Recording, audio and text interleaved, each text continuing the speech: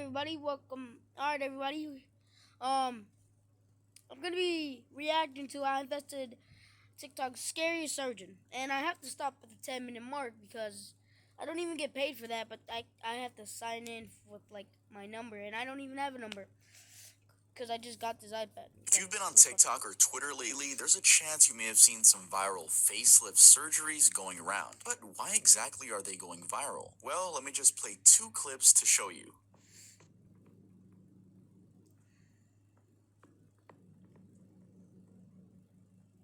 Ew. They look worse, bro. Like I'm not saying they were bad before, but like, ew. Yeah. Today, I'm going to be investigating TikTok's scariest surgeons, and I'm going to be answering some questions. Who is Dr. Kim? Why are there several accounts blowing up right now with the same facelift concept? Where are their offices located? How much cheaper is this than US prices? All of which will be answered in today's video. You want to know why? Because I actually got in contact with them and they offered to fly me out. So, let's get started with the video. So let's go straight to the source. At Jaizu16 on TikTok, aka Dr. Kim. The page has 93 videos all covering facelift surgeries, usually on older folk. They've been blowing up for obvious reasons because these people kind of look really creepy. Actually, when I first saw these faces on Twitter, I scrolled past them because I was like, yeah, just some AI generated hoax. But the more research I did, unfortunately, these are not AI generated. These are real surgeries. Speaking of TikToks, a very popular TikTok surgeon, well, he's just a surgeon that just so happens to have a big TikTok account. I don't want to call him a TikTok surgeon, but a surgeon with a big TikTok account at 8.3 million followers by the name of Dr. Yoon shared his thoughts. So let's get to his thoughts. Plastic surgery coming out of Asia is so extreme that it actually makes me sad. I mean, how does somebody go from this to this? This is a ton of work that was done. I mean, she's a beautiful woman before and after, but why? And this whole thing is strange because are these truly the hands of a 69-year-old woman? And here's another. Wait a minute. He got a point though. Look at them. Sorry about that, it was ads. Another look at them. This is just strange. So what do you think is going on in this video? Are there filters? Is this not the same person? I'd love to hear your thoughts. We're commenting all over TikTok about this Dr. Kim's results. Is this taking it too far on a 46-year-old? Where you do all these procedures on a beautiful 39-year-old woman? For approximately 8 to 10 hours? Oh my, what the hell? Look at her eyes, they're so squinted back. What did Dr. Kim do? No! The surgery on a 76-year-old woman? First of all, no criticism to any of these patients. If they want to undergo a cosmetic procedure and alter their appearance, then that's their business. But every surgeon has to make their decision on what they think is right. And for me, no thank you. Like Dr. Yoon said in his video, there are some people as young as 39 years old getting these surgeries. Of course, according to the captions. I'll read you guys some of the captions, and no, I'm not just cherry picking like the weirdest ones. You could go over there and 90% of them are just borderline weird. The 46-year-old sister turned into a little girl after facial lift. If she walks down the street with her daughter, she is like a sister. My sister from Japan, not far from Wanli, came to see us for a facelift. My sister really changed from 50 years old to a little girl after her facelift. It is also a man's right to love beauty. My 58-year-old brother has a very good facelift effect. Obviously, this isn't some person posting this that just so happens to have a lot of older siblings. It's just bait to get people to trust them more. Facelift. It is also, if she walks down the street with her daughter, she is like a sister. My sister from Japan, not far from Wanli, came to see us for a facelift. My sister really changed from 50 years old to a little girl after her facelift. It is also a man's right to love beauty. My 58-year-old brother has a very good facelift effect. Obviously, this isn't some person posting this that just so happens to have a lot of older siblings.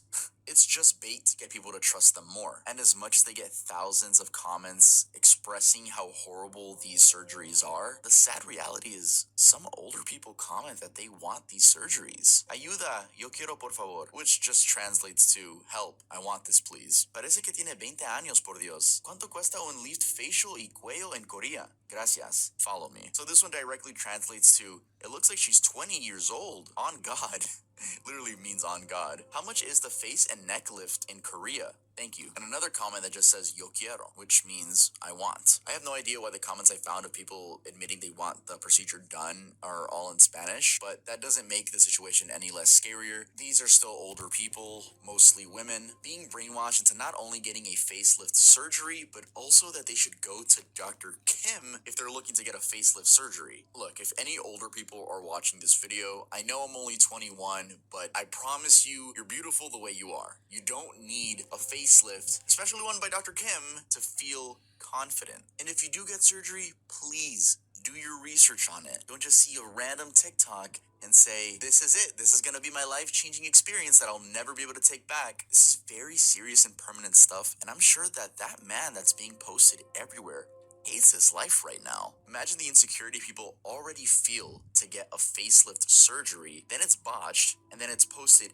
everywhere on social media. Not only that, they have to go back home like that. Like, imagine your parents get that surgery, they come back home. Bro, you have to look at a new face for the rest of your life. It really is the fact that it's botched. Rich people get face surgeries all the time, and they do look good. Like, as much as we want to hate on them, they do look good sometimes. And yes, I know there's gonna be some comments talking about like, well, they're adults, actions have consequences. And yes, they did make the decision to go to Dr. Kim for some reason, but there's still people with feelings. And if there's one thing I'm not gonna do in this video, it's make fun of them. Who knows how their mental is right now? So I was clicking the hashtags on Dr. Kim's posts, and they led to more facelift surgeries, but by different accounts. And yes, those surgeries also had, not so pleasant results. So now we have two more accounts to look into, Dr. Sam and Liang, I don't know how to pronounce that, but we'll just call this one Liang. Liang's bio translated to, and keep in mind it's broken English, in Shanghai, doctor of medicine, more than 30 years of plastic surgery experience, facial rejuvenation and facelift surgery, overall facial shaping, eye and nose plastic surgery, breast plastic surgery, body shaping sculpture, contour plastic Dave, surgery, what plastic don't surgery you and do? repair, etc. First of all, wow. If they're alluding to one doctor doing all of those surgeries, they are out of their minds. I know it's broken English, but I'm going to show you guys later in the video why I truly do think there's only 1 or 3 main doctors doing all of these surgeries. So the first thing I wanted to know was, who the hell is Dr. Kim? I tried copy and pasting his name, but that led nowhere. Then I tried reverse image searching his profile picture, but that too led nowhere. 0 matches.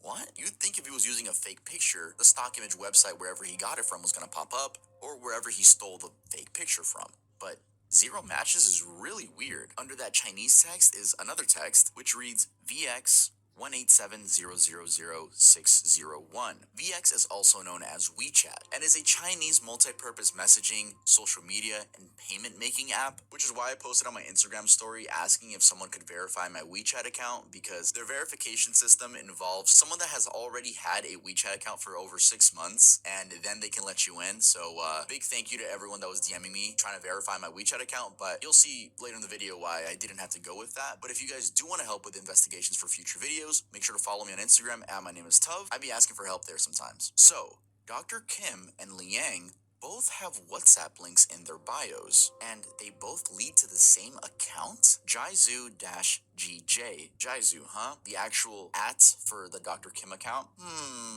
Also, when you click a WhatsApp link, it sometimes gives you a pre-written sentence to send to the recipient, and Liang's link says, "Hi, Dr. He," and Kim's just says, "Hello." So moving forward, we'll call Liang Dr. He. And, well, what did I do with the WhatsApp information? Well, I contacted Jaizu. "Hello, can I reach Dr. Kim?" I figured they would take forever to respond, so in the meantime, I was doing more research. And I actually found a lead as to who's performing these surgeries.